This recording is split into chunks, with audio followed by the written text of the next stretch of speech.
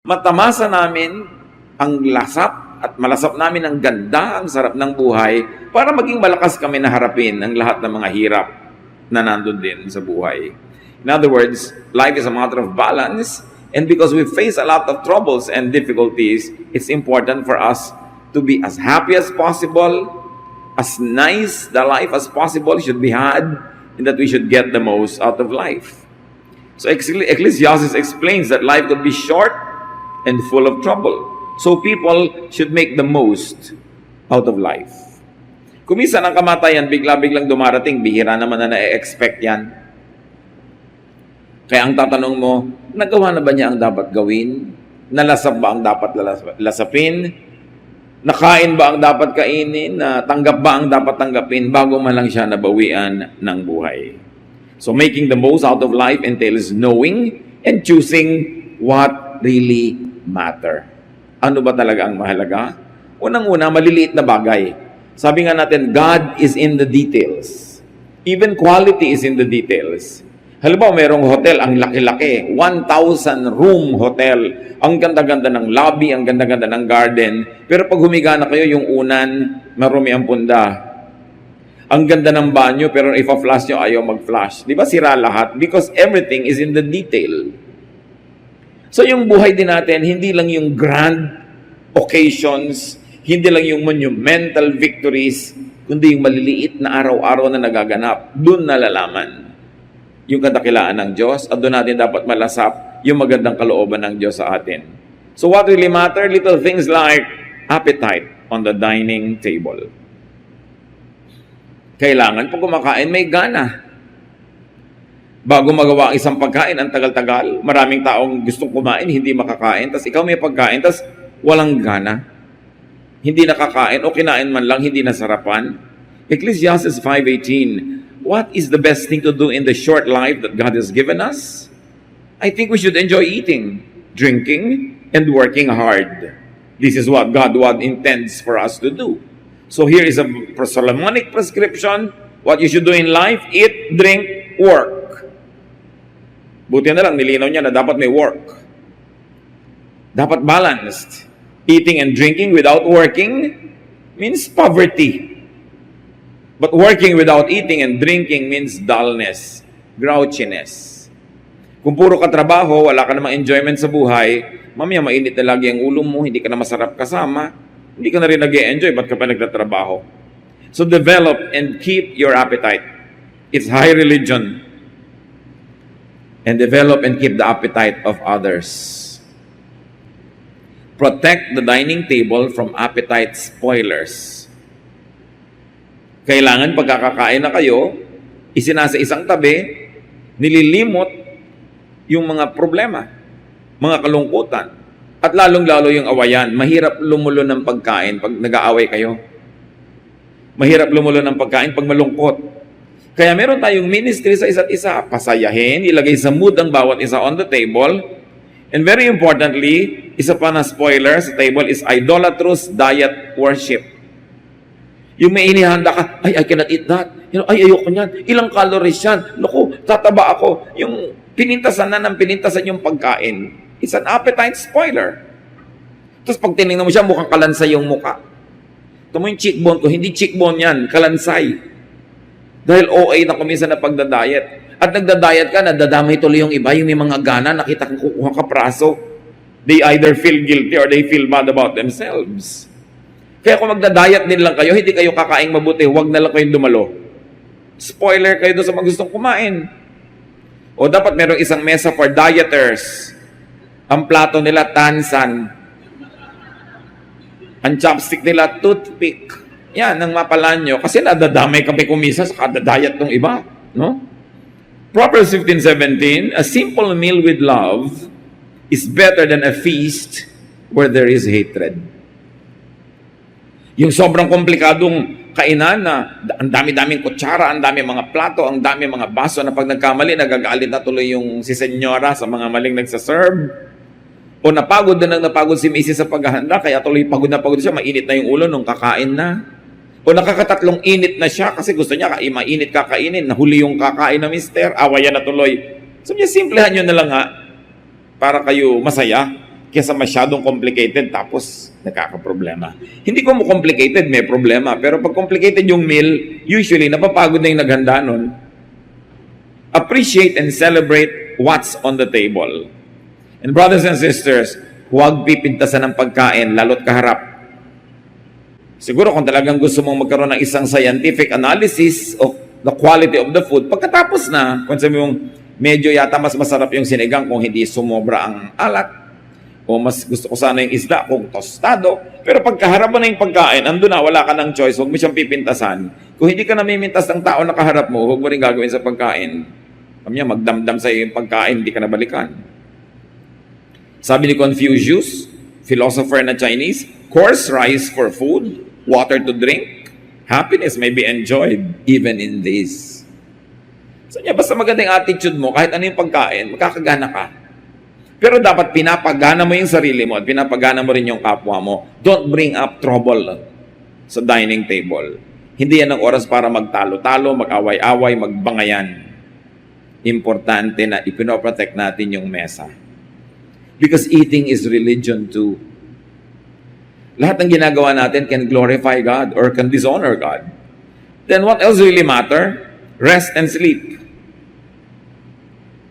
Jeremiah 31:25-26, those who feel tired and worn out will find new life and energy. And when they sleep, they will wake up refreshed. So mahalaga yung napapahinga ka talaga. Kung puro ka trabaho, kulang ka sa tulog, kulang ka sa pahinga, kulang ka sa saya, kulang ka sa masarap na pagkain, sa pangit ang ugali mo. Kasi sabi nga nila, you are what you eat. So provider ka nga pero nakasimangot ka naman lagi, hindi ka masayang kasama, pabawasan yung kabayanihan mo. Pagod ka na nga, dapat maging hero ka na, pero dahil sa sobrang pagod, palaangil ka na, palaaway, people end up hating you. Kailangan na tao marunong mag-relax. Nagtatrabaho ka, pero marunong ka mag-relax. Kasi kahit patayin mo sarili mo katatrabaho, kung hindi be-bless ni Lord, wala rin mangyayari. Pero pag gusto ka i-bless ni Lord, sino makakapigil sa Kanya? Psalm 127 verse 2, it is useless to get up early and stay up late in order to earn a living. God takes care of His own, even while they sleep. Hindi naman sinasabi na huwag kayong gumising ng maaga dahil kung talagang kailangan gumising kayo ng maaga dahil malilate kayo, syempre gigising kayo ng maaga. But what is the message here is, hindi mo mapipilit ang blessing ng Diyos. Hindi ko mo more trabaho, it means more food, more income, more happiness. So unahin mo is to please God. And even the conduct of your business, in the way you work and the way you do your business, dapat God-pleasing. So He will bless your effort. Hindi yung tanim ka ng tanim, tapos wala ka ng mga anihin. Mahalaga, inuuna pa rin, kahit nagtatrabaho, yung bibigyan mo ng kasiyahan ng Diyos. Dahil pag natuwa siya sa'yo, sinong makakapigil sa Kanya na i-bless ka? Pero pag hindi naman natuwa sa'yo, Diyos, hindi naman ang makakapilit sa Kanya na i-bless ka. Si Elijah recovered strength and stopped wanting to die when he was able to sleep and eat. Itong si Elijah na prophet, gusto na nga niyang mamatay, ka-prophet na tao, binubuhay pa siya ng Diyos, gusto na niyang mamatay. Yung pala, gutom lang, pagod. Nung nakatulog at pinakain ng anghel, biglang gusto na niya uli mabuhay. Kasi talagang naiiba ang utak ng tao pag sobrang pagod at undernourished. Yung mga konti-konting kumain, patikim-tikim, kapra-kapraso, observe. Obserbahan nyo kung kayo yun, mga kapatid. Kung maganda ang ugali nyo at asal, sobrang halos ayaw na kumain, hindi ka na nag-enjoy kumain, tapos puro katrabaho, obserbahan nyo kung nakakatuwaan kayong kasama ng kapwa nyo. Kung nami-miss kayo pag wala kayo doon, at hinahagad ng mga taong makasama kayo dahil masarap kayong kasama. Usually, when you don't eat enough, yung behavior nyo suffers. Kaya marami mga dieters, mga grouchy, maitin ang ulo, mga magagalitin sa buhay. Hindi nila alam, yung cells nila, gutom na gutom. O kaya kulang ng pahinga. What else really matters, especially for couples? Romance in marriage. Song of Solomon 1:12-16. My king, while you were on your couch, my love was a magic charm. My darling, you are perfume between my breasts. You are flower blossoms from the gardens of Engedi. He speaks, my darling, you are lovely, So very lovely your eyes are those of a dove. Ito yung palitan ng mga verso ng nag-iibigan. And you read it from Scripture. Very few people teach it because they blush when they read the Song of Solomon. Sometimes it is called the Song of Songs or ang pinakamagandang awit sa lahat. She speaks, "My love, you are handsome, truly handsome. The fresh green grass will be our wedding bed in the shade of cedar and cypress trees." So ang pinapakita dito ng Song of Songs, or the best song of all, is be passionate. You have a loved one, and your loved one loves you, and you are legally a couple. Celebrate passionate love. It's part of religion. God created our bodies. God put all the sense and all the senses where they should be because God meant them for a purpose. Song of Solomon 2:3-6. She speaks, "And you, my love, are an apple tree among trees of the forest. Your shade brought me pleasure. Your fruit was sweet. You lead me to your banquet room and showered me with love. Refresh and strengthen me with raisins and apples. I'm hungry for love. Put your left hand under my head and embrace me with your right arm." Sabi ba, are we reading Scripture? Yes. If you're not reading it, something's wrong with you. It's part of the Bible. Diyan ang galing yung, "He leads me into his banqueting table, his banner over me is love." Actually, this is romantic love. So kayo, lalo may mga kayong partner, appreciate and praise your partner. Nagpupurihan sila para kang isang matayog na puno, sa'yo ako lumililim, etc., etc., no? Song of Solomon 4:1-5. "My darling, you are lovely, so very lovely. As you look through your veil, your eyes are those of a dove. Your hair tosses about as gracefully as goats coming down from Gilead. Your teeth are whiter than sheep freshly washed. They match perfectly, not one is missing. Your lips are crimson cords, your mouth is shapely. Behind your veil are hidden beautiful rosy cheeks. Your neck is more graceful than the Tower of David, decorated with thousands of warrior shields. Your breasts are perfect. They are twin deer feeding among the lilies." So, here is a man and a woman praising each other in the context of married bliss. So what is the Bible telling us, especially Solomon and the song and the best song of Solomon? Couples should enjoy their time. Have, protect, and beautify your private time and space. How can you be passionate kung yung mga anak nyo kasama nyo natutulog sa inyong higaan? Tapos para kayo mga kriminal ng 3 o'clock in the morning na kumakaluskos, na baka magising ang mga bata. That's not the way to enjoy your married life. No? Mga lalo yung mga babae, hindi ko man naging nanay kayo, you stop being a wife. Minsan nagiging tamad na kayo sa ganito mga bagay, kaya yung mga anak nyo ang inyong depensa, andyan ang bata, magigising. Yung pala, tinatamad ka lang. Genesis 2:24, "That's why a man will leave his father and mother. He marries a woman, and the two of them become like one person." So kung humihiwala yung mga ikakasal sa mga magulang, it doesn't have to be literally na paghiwalay, iniwan mo yung nanay mo, nag-iisang byuda sa bahay niya. Hindi yun ibig sabihin nun. Ibig sabihin lang, meron kang commitment na ang partner mo na from here on yung asawa mo. Ganon din sa anak, nakahiwalay ka rin. Ang number 1 mong priority, asawa mo. Huwag kayong malilito kahit kailan kung sinong priority nyo, because you are one with your partner, not with your mother, not with your son or daughter. Yun ang priority. Partners shall enjoy oneness. Ecclesiastes 9:9, "Life is short, and you love your wife, so enjoy being with her." That is what you are supposed to do as you struggle through life on this earth.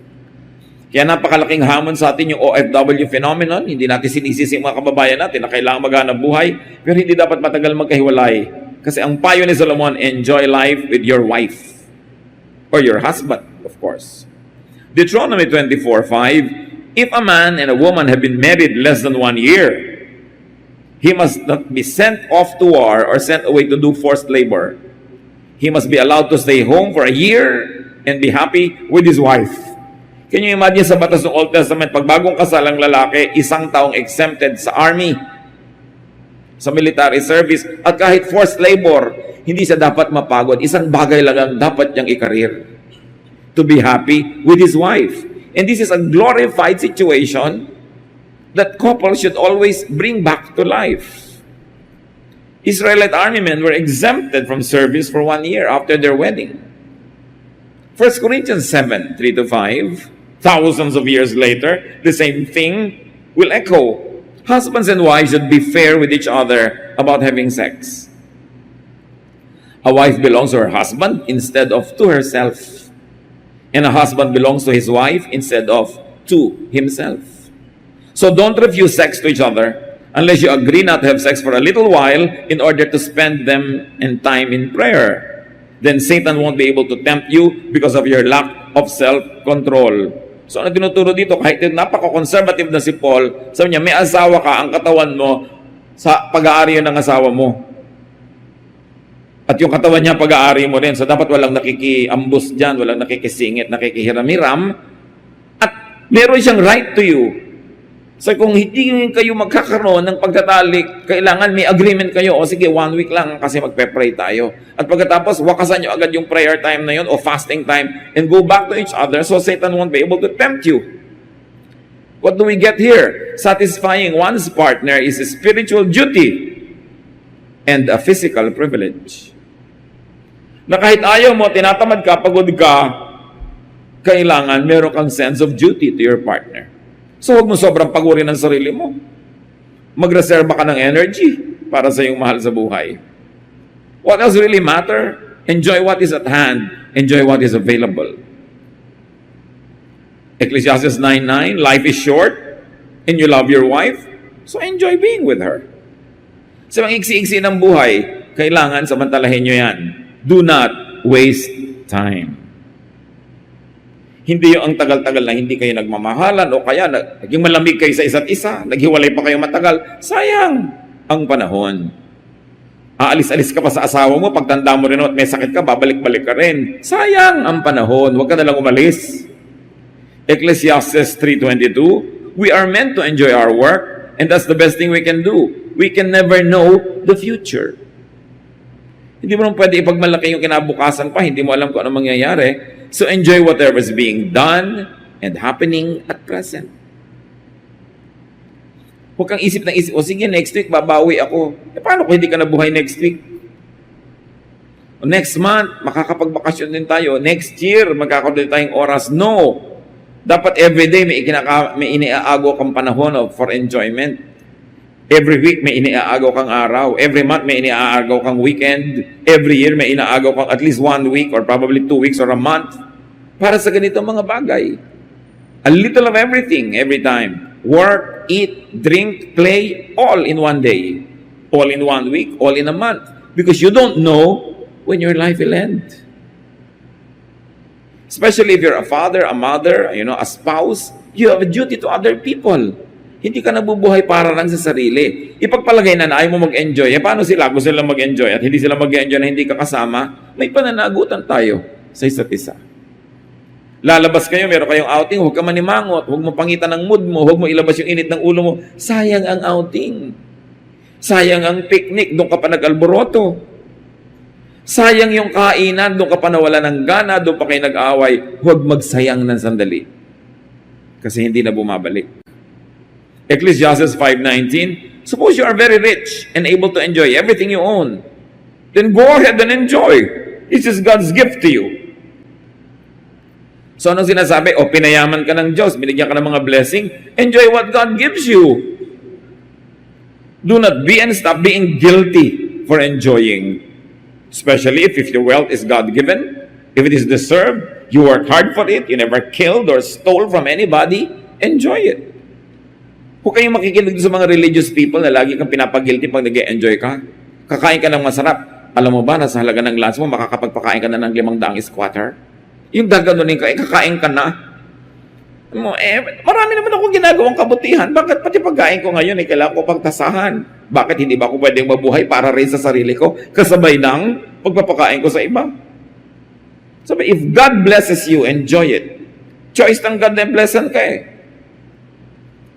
Kasi pag hindi mo in-enjoy yun, parang binaliwala mo yung binibigay sa'yo. Kung minsan kasi ang tinuturo ng relihiyon, sobrang guilt.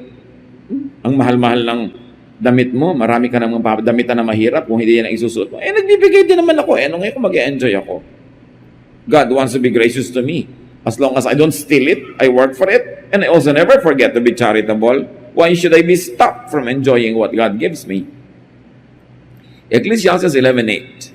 Even if you live to a ripe old age, you should try to enjoy each day. Because darkness will come and will last a long time. Nothing makes sense. The darkness, of course, is death. Sabi niya, kahit matanda ka na, mag-enjoy ka pa. Hindi yung matanda na ako. Ano ngayon kung matanda na kayo? Mag-enjoy ka pa, sabi ko noon. Huwag kang mag-alala, death will come and you will stay dead for long. You have all the time to be dead. So huwag mo i-fast forward. Huwag kang magmadali, buhay ka pa. Ang Diyos sa kanyang walang hanggang karunungan ay nagpapasyang buhay ka pa. Therefore, mabuhay ka. Nobody is too young. Enjoy every phase, every period, every moment of your life. Walang too young or too old for enjoyment. And you want to enjoy, start early and never stop. Because life is a gift from God. Life is not a problem to solve. Life is not a cross to carry. Life is not a list of don'ts, don'ts, don'ts. Life is a gift. Kailan pa natin lubos na uunawain na kaluguran ng Diyos, gusto ng Diyos na mag-enjoy tayo? Hindi niya minamasama.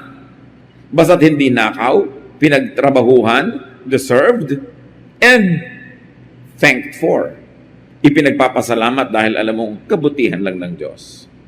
Si Paul, si Pablo, he learned to be contented with any and in any situation.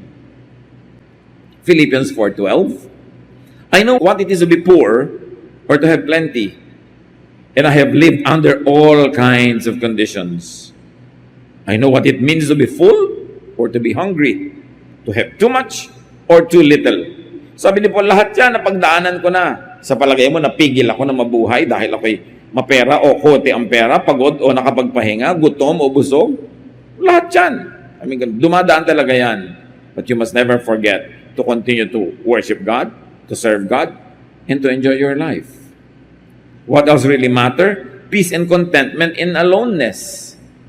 Or even in aloneness. Kung wala kang kasama ngayon, enjoy your time. Huwag kang parang hilong-talilong na naghahanap ng kasama. Kung wala gusto mong kumain, wala kang kasabay, hindi kumain ka, enjoyin mo. Kung binigyan ka Lord ng kasabay, isabay mo. Hindi naman laging may tao. Marami kasi sa atin mga kapatid, hindi tayo marunong mag-enjoy mag-isa. Pag nag-iisa ka na, para ka ng feeling mo, itinapon ka ng tadhana. May makikita ka pa kumakain mag-isa, bakit ka nag-iisa? Bakit naman hindi? Yung hindi ako makapag-isa, kaya alam niya maraming napapariwara dahil ayaw mag-isa. Kahit kay taning, nagpapasama, may makasama lang. Kahit masama na, kasalanan na, magsasama pa rin. Sa takot mag-isa. It is one thing we have to learn, to enjoy aloneness. As long as you are not always alone, and that you also enjoy happiness in company. Hindi naman yung sobra ka na naging individualistic. Enjoy parties, weddings, banquets, fellowships. Jesus did. Pag binasa yung New Testament, lagi siyang nasa mga handaan, kainan, wedding. In fact, the first miracle of Jesus was to make wine at a wedding ceremony. So, nakita niyo kung ano yun? Iisipin mo, ang pinakaunang himala dapat ni Jesus, nagpagalig ng libu-libong pilay? Nagbigay ng padingin sa mga bulag? Hindi. Gumawa ng alak. Para matuloy yung kasiyahan ng wedding. Hindi ito yung alak na nakakalasing. Ito yung alak na nagpapasarap ng kain, nakasabay sa kapagkainan. You might think it's not profound enough. You might think it's too trivial for the Son of God to make His first miracle this way. But that's a statement. That is precisely the statement.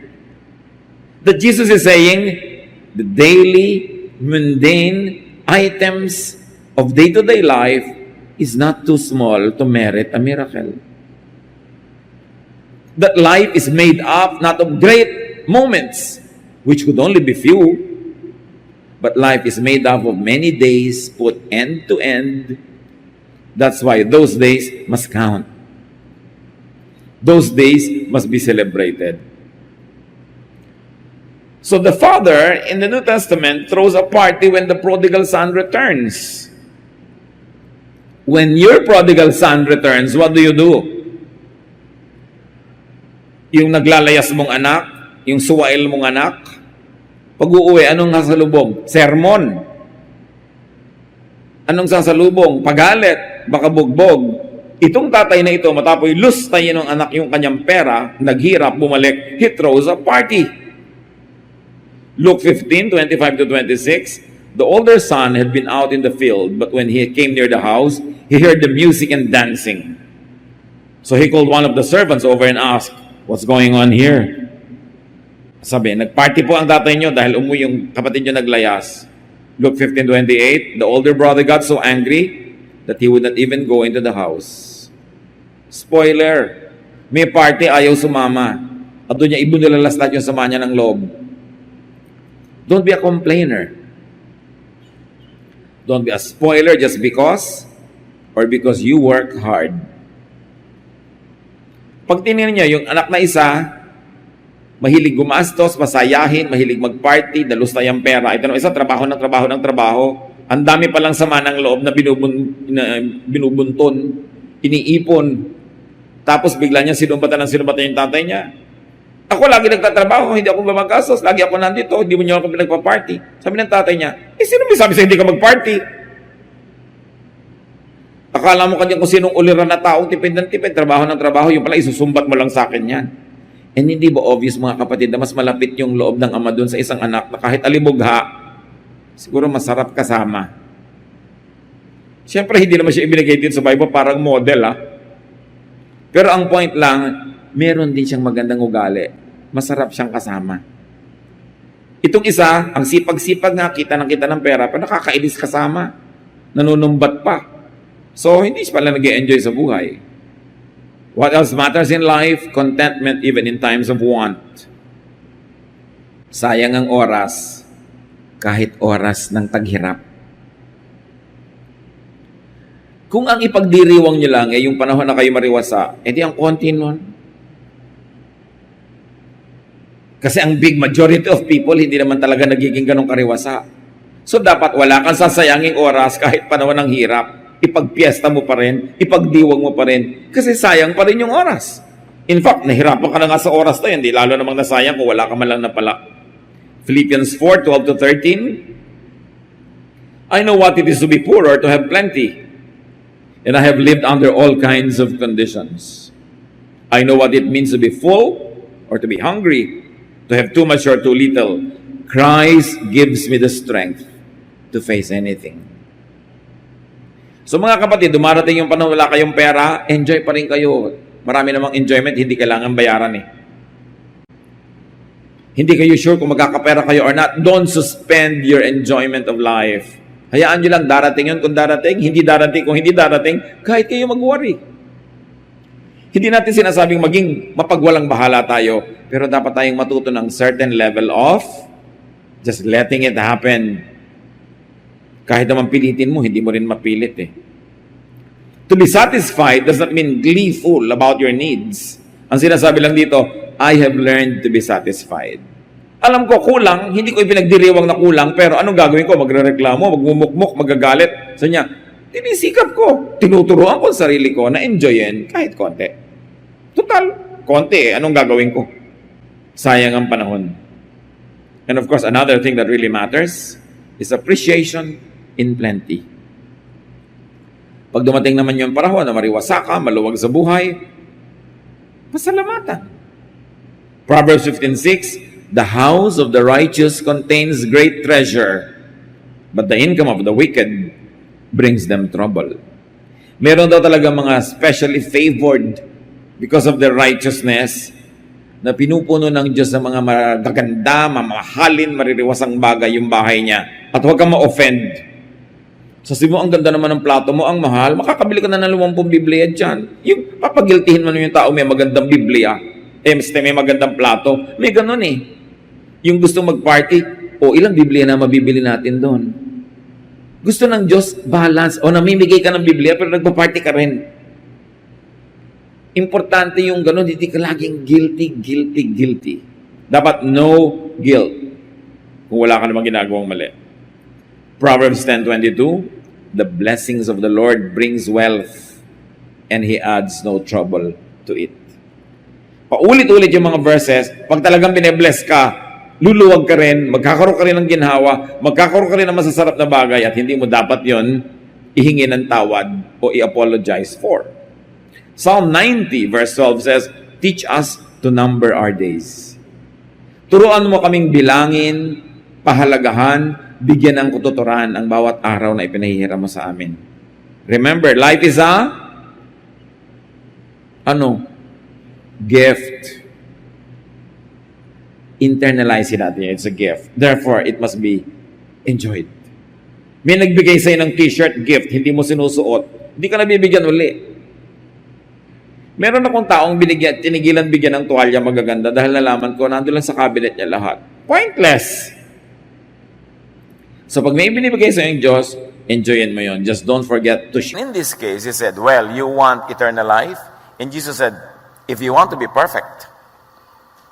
So Jesus equates the concept of eternal life with perfection. And then he says, go and sell your possessions and give the proceeds to the poor. In other words, Jesus was saying, you want perfection that gives eternal life or brings a slice of eternity into your life? Be kind. And you will have treasure in heaven. Here, treasure in heaven. Again, heaven is always defined as a place where you go after you die.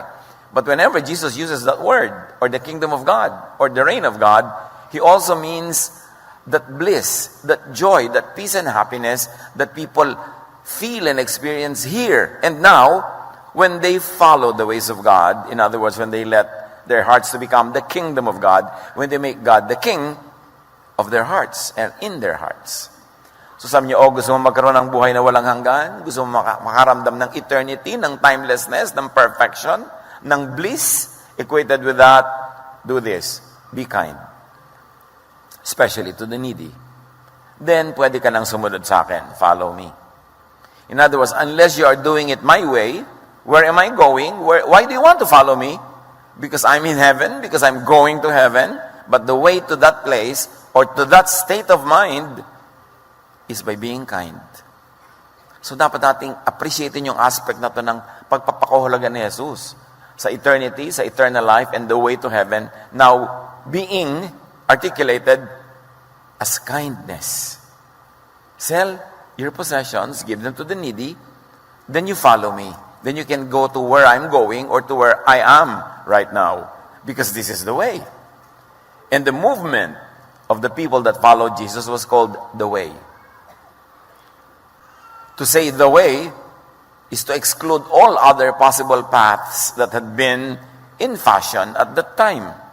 Kaya makikita nyo na ibang pananaw, ibang paraan, ibang approach pagka nakinig ka kay Jesus. At ating himay-himayin, Matthew 19:21-22, sa tanong na yon, sumagot si Jesus, kung ibig mong maging ganap, if you want to be perfect, ipagbili mo ang lahat ng iyong ari-arian at ipamahagi sa mga mahihirap ang pinagbilhan. Once again, Jesus was saying, be kind. Kindness and love is the way to where you want to go. To eternal life, to eternity, to timelessness, to bliss, to heaven. So gusto mong makarating doon, ibigin mo muna ang iyong kapwa. Gusto mo makarating ka doon kasi mahal mo ang iyong sarili, pero para makarating ka doon, ang daan, mahalin mo muna ang iba. Kapwa muna. Pag inuna mo ang kapwa, doon ka palang makakarating sa iyong sarili para ang sarili mo dalhin sa gusto mong puntahan. Masalimuot, pero malinaw. Pagka pinag-isip-isip natin, outside of the boxes that had been imposed on our brains for the longest time, kung anong kahulugan ng conversation na yan. Kasi napakaraming layers pag nagsasalita si Jesus, hindi lang isa. And here, he says perfection, or the eternal life that the man was looking for, is in being kind to the needy. Sabi niya, at magkakaroon ka ng kayamanan sa langit. Nililiteral na naman ito ng iba. Tuwing may ginagawa ka, nagde-deposit ka sa langit, nagde-deposito ka doon, literally, para pag nagpunta ka doon, mo withdraw. Well, we are not discounting the possibility, the literal possibility of that interpretation, but obviously in this case, the Lord was saying, langit is the kingdom of God, not a place up there in the clouds or beyond. Langit is in and within you. It is not a place out there, somewhere in the universe, but it is in your heart. Kaya nilinaw niya sa Luke 17:21, people will not say, look, God's kingdom is here, or there it is. No. God's kingdom is here with you. Translated another way, God's kingdom is inside you. The way to the kingdom in you, the way to you, to your own heart, is through others. Through kindness to others. So it is cyclical. Gusto mong makarating doon sa heaven, dadaan ka muna sa iba. Maging mabait ka sa kanila, then you get to that heavenly position to be able to enjoy it yourself. So you make others enjoy first. And you become the collateral beneficiary of your goodness to others. It's not you making yourself enjoy only and only you. Makukulong ka sa sarili mo. Para ka makarating sa sarili mo, you have to go full circle. You want to get to God, you go to God through others first, by doing good to them, by being kind to them, and then you reach God, and God blesses you, pabalik-balik. It all begins and ends with God. That's why Jesus is the beginning and the end, the Alpha and the Omega.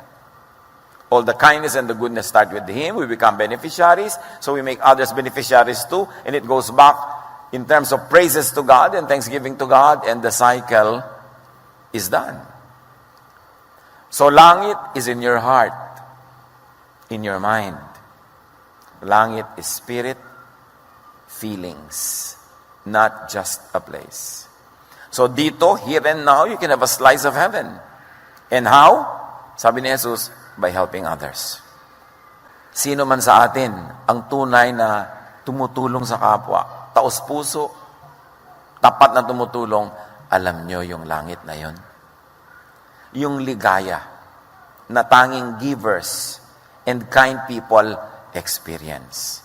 It is an advanced party of heaven that is in your heart whenever you do good. At pagka naman gusto mong gumawa ng mabuti at hindi mo nagagawa, hirap na hirap ang yung loob, parang equivalent ng hell. Hell-like feeling. At sabi ni Jesus, magkakaroon ka ng kayamanan sa langit, and if you like to be spiritual about it, magkakaroon ka ng kayamanan sa puso mo, sa loob ng puso mo. True wealth is in the heart, is in the feelings, in the good feelings caused by being kind to others. At sabi ni Jesus, pag ginawa mo yan, Mr. Mayaman, pagkatapos, magawa mo yan, bumalik ka at sumunod ka sa akin. Kasi ang daan ko ay yung daan ng kindness. So unless maging kind ka, hindi ka makakasunod sa akin. So, kailangan maging kind ka rin. At yung daan ko na yan, ang patungo sa heaven, patungo sa eternal life, ang sample ng eternal life and heaven, well, gawin mo yan para ka magkaroon ng eternal life na hinahanap mo at hinihingi sa akin ngayon. Matthew 15:21, doon sa kinalugdan ni Jesus, na servant, the master answered, you did right. You are a good servant who can be trusted. You did well with that small amount of money. So I will let you care for much greater things. Come and share my happiness with me. Para rin sinabing, come, follow me. Come share my way. Come share my destination. Come share my happiness. And the way to that happiness is kindness to others. Sayang at hindi ito mapapatunayan ng mga taong nananatiling makasarili lamang, hindi gumagawa ng kabaitan at kabutihan sa kapwa. Sa kanila, ito isang mito. Isang guni-guni, na maaaring isang falsehood, kasi kailangan mong gawin para maranasan. Sabi niya, follow me, meaning be with me in happiness, in my kingdom, in heaven.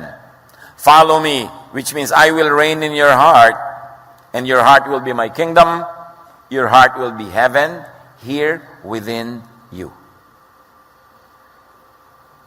Pagkarinig nito, malungkot na umalis ang binata sapagkat siya'y napakayaman. So, ibig sabihin, hindi siya handa for eternity. Hindi siya handa for eternal life. Hindi siya handa for heaven. Kasi hindi siya handa na daanan yung kaisa-isang daan. Patungo doon na sinasabi sa kanya ni Jesus, kindness to others. Kasi mahal niya yung pera niya. At kung mahal niya yung pera niya, ibig sabihin, hindi niya mahal ang sarili niya. Kasi kung mahal mo ang sarili mo, sinabi na ni Jesus you want heaven? Ipamigay mo yan, at then makakarating ka dahil pwede ka sumunod sa akin. Hindi niya sinunod, ibig sabihin, mas mahal niya ang pera kaysa sa sarili niya. Sukdang hindi siya makasunod kay Jesus, hindi siya makarating sa hinahanap niyang eternal life, basta pera pa rin. Napakalaking kabulagan. Kaya ikinuwento ito para sa ating kaliwanagan. Hindi siya dekorasyon para pagkunan natin ng aral. Malungkot siya, negative feelings. Kabaligtaran ng positive feelings of happiness. So malungkot means non-heaven, malungkot here means hell. Pag ginawa mong extreme examples of heaven and hell, saya and lungkot. At ang pinagkaiba lang nung dalawa is that determination, the will to do good, to be kind to others. Ayaw niyang mag-share. But in the experience of love and in godliness, you keep only what you give away. And you lose what you selflessly keep. Parang sinabi ni Jesus, to live, you have to die. Mga extreme examples, cyclical, para mo ma-maintain, kailangan pamigay mo. You want heaven? Give your heaven, your money, whatever you love away, and it comes back to you. That is the law of the universe. The law of balance. Mas mahal niya ang kayamanan niya higit sa kapwa-tao. Which means, mas mahal niya ang kayamanan niya kaysa sa kanyang sarili. Kasi sinabi, love others as you love yourself. So if you don't love others, you don't love yourself. Many times, we do acts that are very unloving because we think we are doing it to be able to love ourselves. But when you do not love others, at the end of the day, you do not love yourself. Because the way to benefit yourself is to benefit others first in a way that will become a collateral benefit to you. But you benefit others first. Pag inuna mo ang sarili mo at puwera sila, wala ka mararating. Because the blessing will not go around, it will only be trapped within you, and it becomes poisonous. Mas mahal na ang kayamanan niya higit sa langit, higit sa Diyos, higit kay Jesus. Hindi totoong ibig niyang sumunod kay Jesus. Kasi hindi siya willing na daanan yung dinadaanan ni Jesus. Hahanap siya ng ibang shortcut. Saan siya dadaan? Jesus is the way, the truth, and the life. Love for others only means putting others first. It doesn't mean not putting yourself in. Uunahin mo lang sila. 1 Corinthians 10:33, tularan niyo ang ginagawa ko, sabi ni Pablo. Sinisikap kong mabigyan kasiyahan ang lahat ng tao sa bawat ginagawa ko. Hindi ko inuuna ang sarili kong kapakanan, kundi ang kapakanan ng marami. At pag inuna niya yung iba, merong himalang nangyayari, bumabalik din sa kanya yung binigay niya. Pero kung hindi niya ibinigay to keep it for himself, he himself will not be able to keep it. He will lose it. You lose what you do not give away. Especially sa love. That's the wonder of love. The more you love, the more you give it away, the more it comes back to you. The more you love yourself and love others less, the more love runs out. Mas nauubos. Selfishness and kindness is hell. It is not heaven. Kung gagawin nating malakomics yung illustration ng heaven and hell, eternal life, and punishment, yun yung nasa kwento na yun. Pero alam niya na yun ang sinabi ni Jesus, hindi pa rin siya nakinig. Ano ang blessings in, of, and for kindness? Marami. One, kindness is easy or easier for the brain. Ang dami ng naging scientific studies on the effect of emotions, on the effect of our behavior, on the brain, on our way of thinking, and that affects our physical health. And one of the findings is that kindness is easy for the brain. Humans are social beings. We succeed more easily by cooperating with fellow humans and with nature. Now, kindness is hardwired into our brains. That is what many of the scientists conclude. We were created by God to be kind. Natural, God ang nag-design sa atin eh. We were designed to be kind. That's why it takes more effort for our brains to be unkind than to be kind. Isipin niyo mga kapatid, meron kayong gustong gawing kabutihan. Meron kayong gustong gawing kasamaan. Gusto niyo magbigay, dito gusto niyo lumamang, magnakaw, makaisa. Saang side kayo mas mapapagod mag-isip? Nakakapagod mag-isip na manglamang. Nakakapagod na mag-isip na makaisa, na makapagnakaw, makapanloko. Kasi kailangan iplano mo lahat. Aagawan ko ang mga kapatid ko ng mana. Ano magagawin mo? Kailangan yung bangkay na kamay ng nanay mo. Patatakin mo doon sa deed of sale. Di ba? Kailangan mag-produce ka ng deed of sale. Kailangan marami kang kasinungalingan na gawin. O, gusto mong dayain ang asawa mo, meron kang affair, ang daming planning niyan.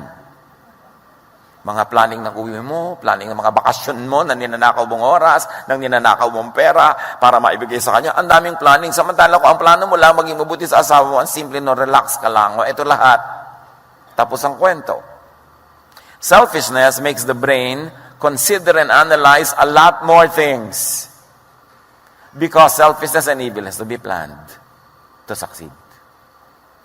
Selfishness makes the brain work hard or harder. In other words, selfishness is stressful.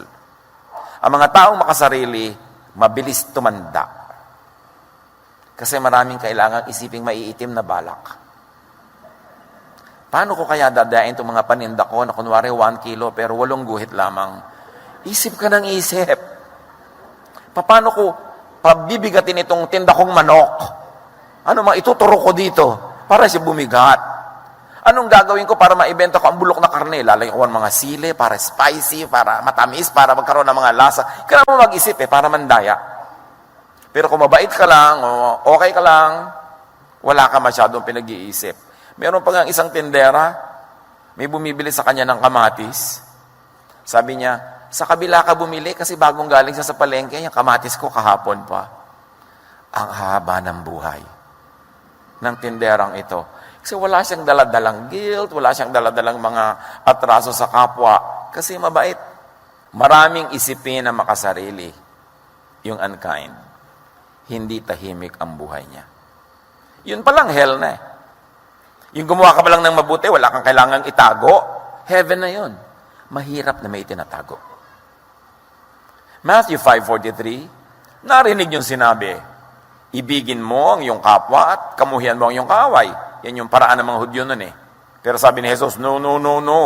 Ito naman ang sinasabi ko. Ibigin ninyo ang inyong mga kaaway at ipanalangin ninyo ang mga umuusig sa inyo. So alin sa dalawa ang pagbibigay sa iyo ng kapayapaan? Yung kinakabihan mo yung kaaway at minamahal mo lang yung kaibigan, o mahalin mo na lang lahat. Patawarin mo lahat, ipanalangin mo lahat. Mas madali yun. Wala ka ng galit na aalagaan. Wala ka ng mga babalakin na paghihiganti. Hindi ka na hypersensitive. Marami kang pinapalampas. Kaya yung way ni Jesus, sabi niya, I am the way. Sabi niya, my yoke is easy, my burden is light. You will find rest for your souls. Sa kabaitan ng kapahingahan, hindi sa unkindness. Unsociable individuals are disadvantaged. Yung mga hindi marunong makipagkapwa, hindi marunong makitungo, hindi marunong makihalubilo, yung mga makasarili, they are weak. Why? Because struggle is a fact of life. And sociability and cooperation are equally important to be able to make it through the night. Mas mabuti sa atin na tinutulungan at tumutulong kaysa mapag-isa ka lang. Kindness is present even in nature.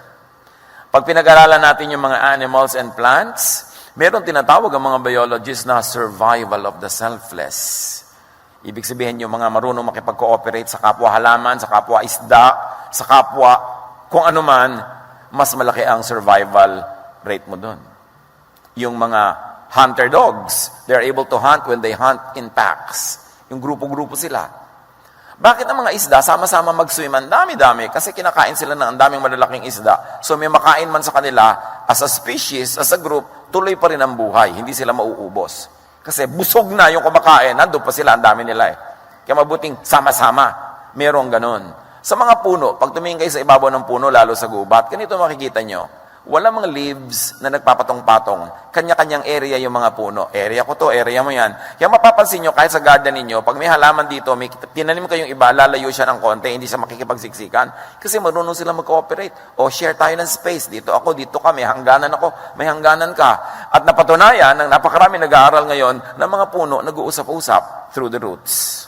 Na pag kulang ng nutrient yung isa doon sa malayo, pinadadala nung isa na sobra sa nutrient niya through the root system. At yung mga mumunting mga buhay na mga nakatira sa kanilang mga paligid, tumutulong din sa kanila para sila mga buhay.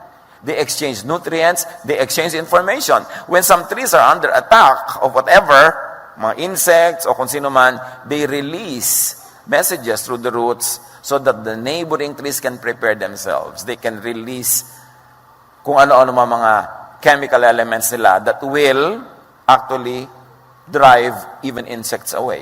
Mga repellents.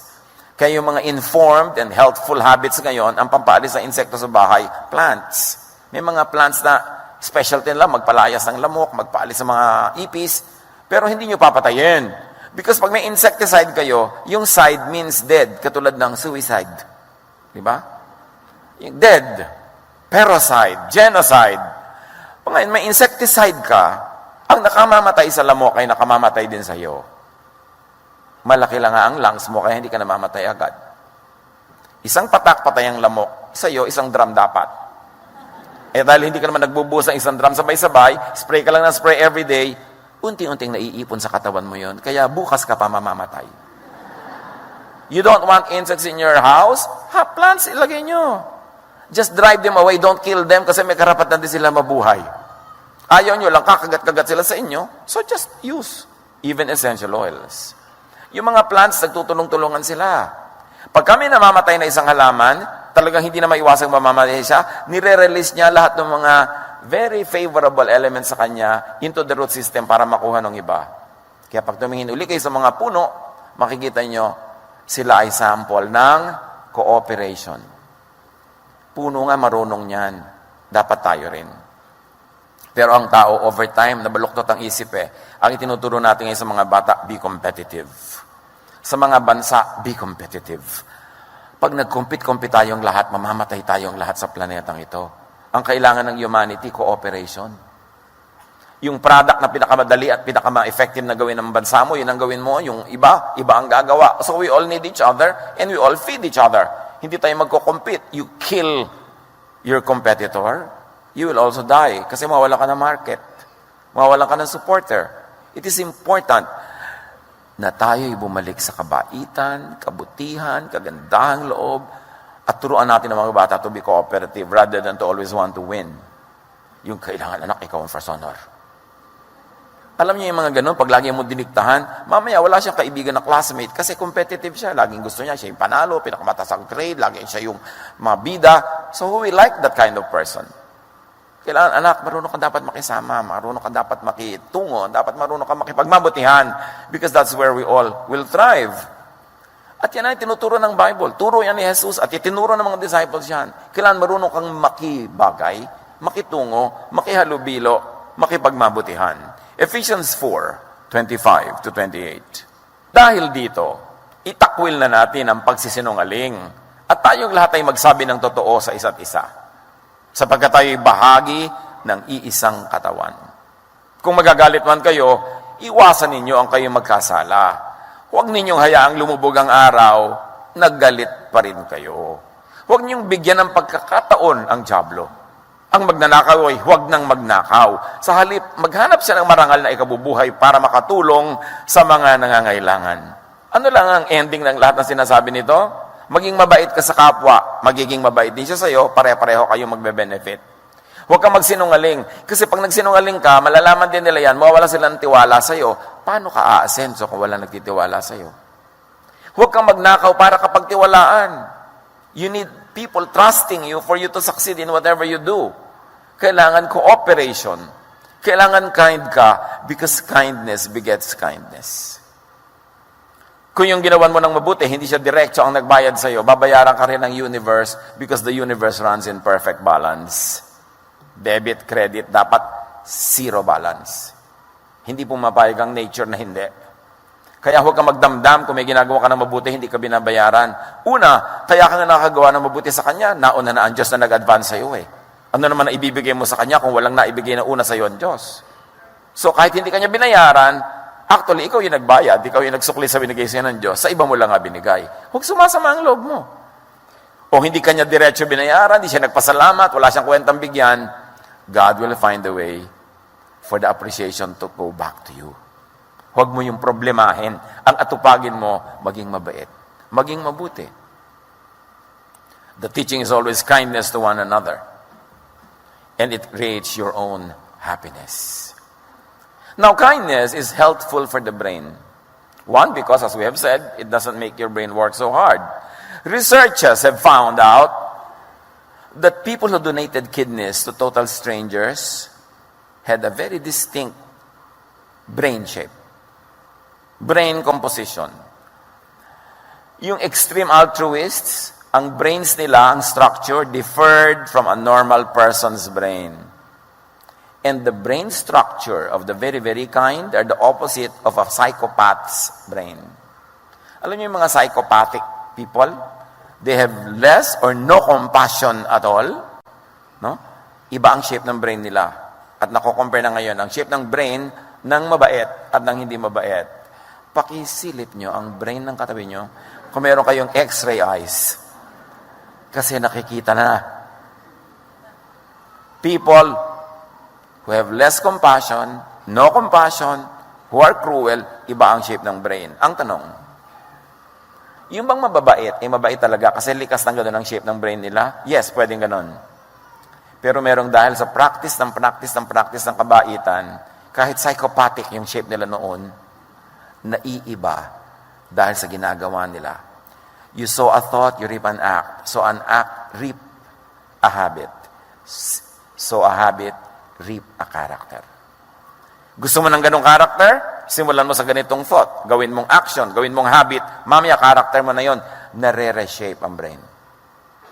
Kaya ang sabi ng Romans 12:2, do not conform to the pattern of this world, but be transformed by the renewing of your mind.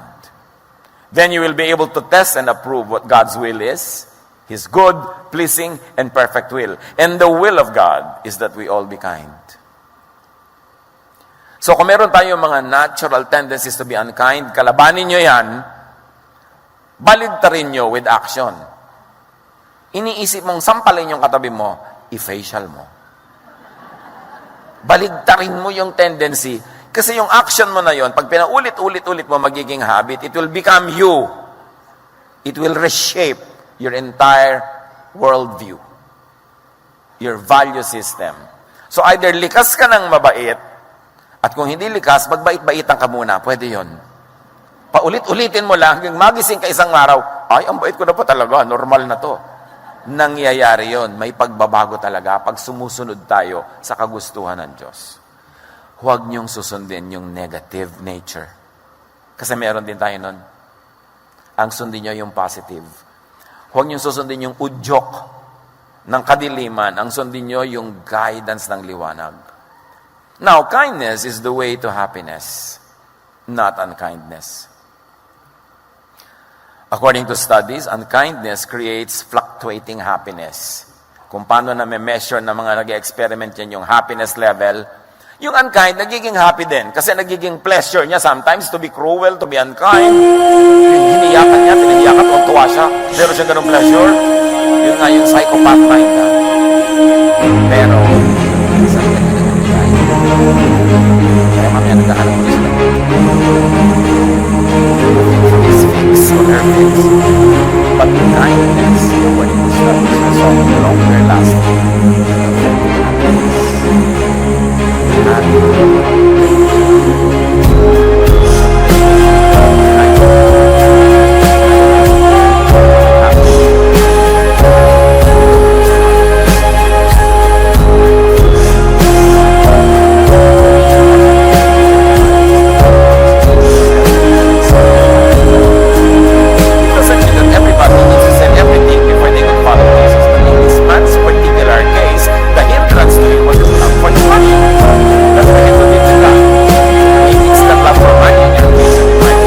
for something else.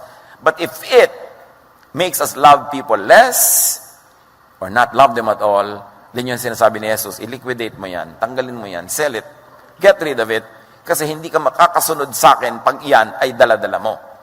Ang bigat-bigat niyan, hindi ka makakasunod.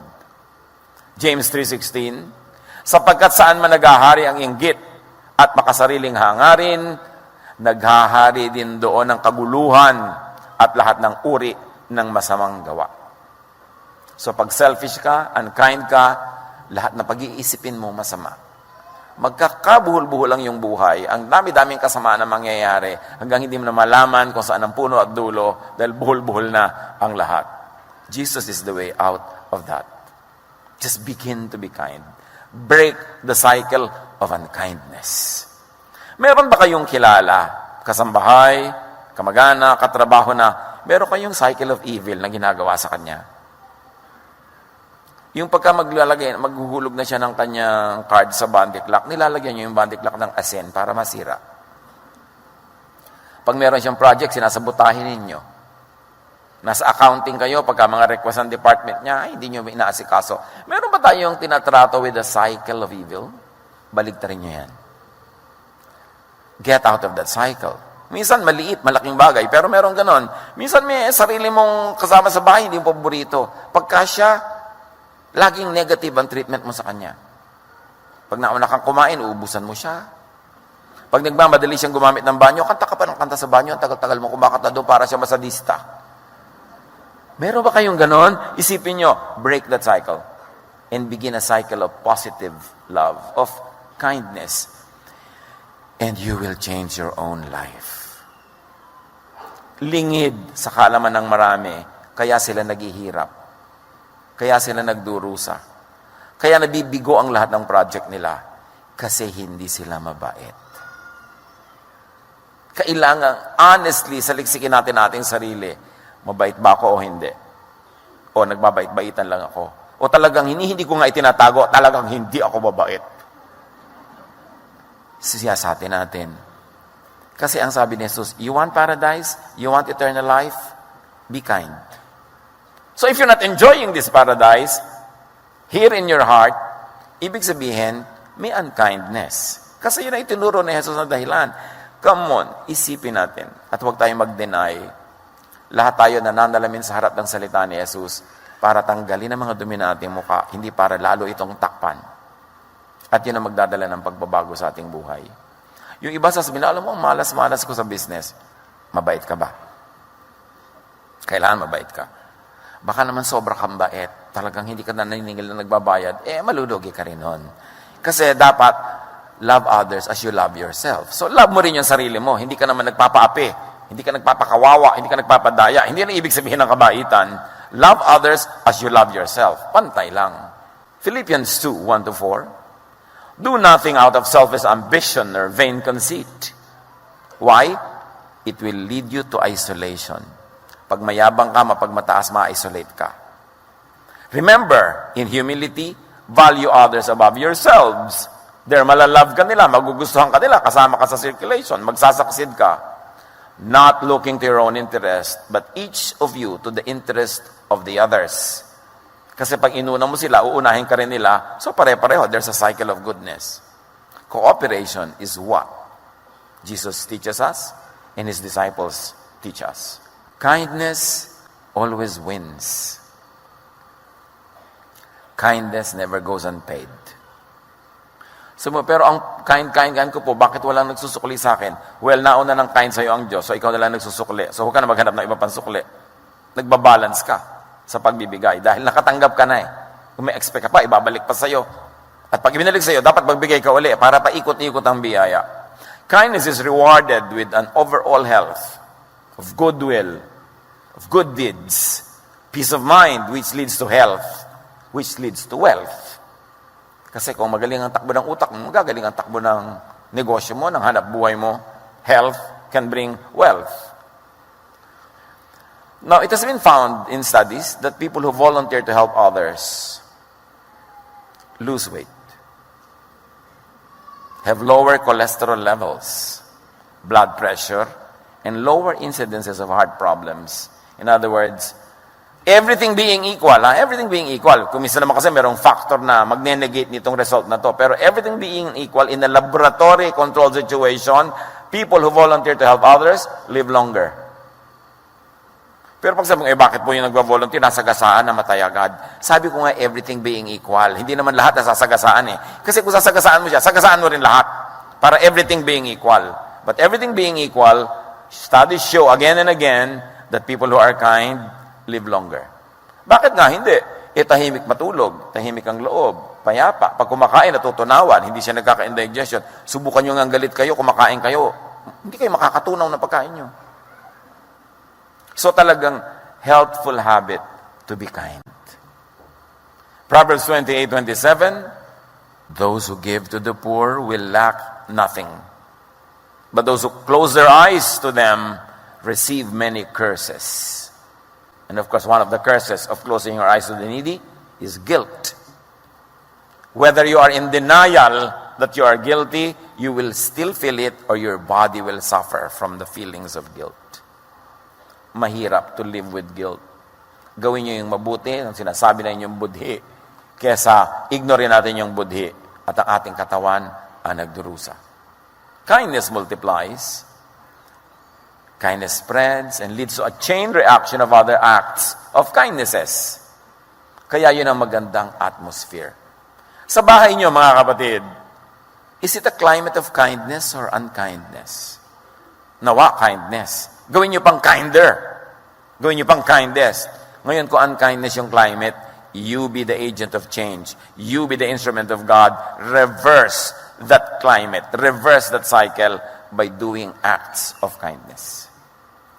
Kaya nyo yan maiba. Because you are the salt of the earth. Konting salt, ramdam agad ang lasa. You are the light of the world. No matter how dark a room is, pag pumasok ang isang maliit na light, naliliwanagan talaga yon. Hindi ka pwedeng kainin ng dilim. Ang liwanag ang lagi magwawagi. So kung nasaan man kayong sitwasyon, humahari ay kadiliman, be that light. There is unkindness, there is cruelty, be kind.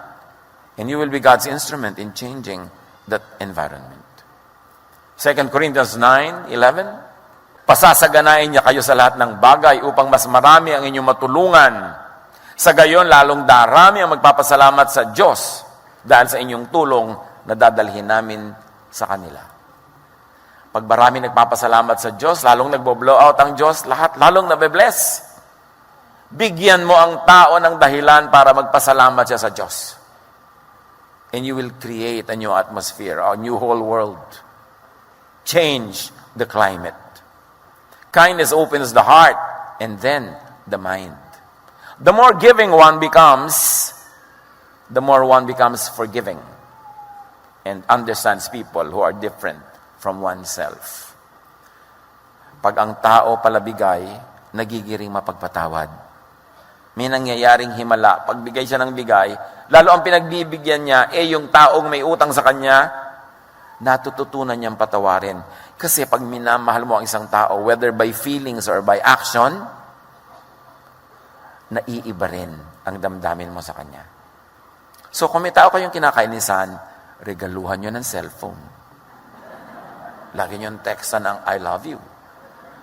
Meron kayong tao kinakainisan, gawan nyo ng mabuti.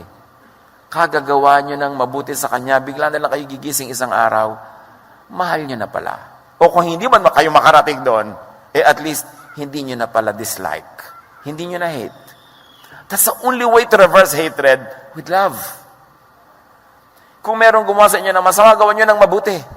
Kasi pag ginawa nyo rin ng masama, gagawa ulit siya sa inyo ng masama. Hindi matatapos ang cycle. Pero pag ginawa nyo ng mabuti, gagawa niya kayo ng mabuti. O hindi man yan gawin yon, titigil na siya sa paggawa ng masama sa inyo. You will be able to change the flow of energy. Kind people embrace and care for others.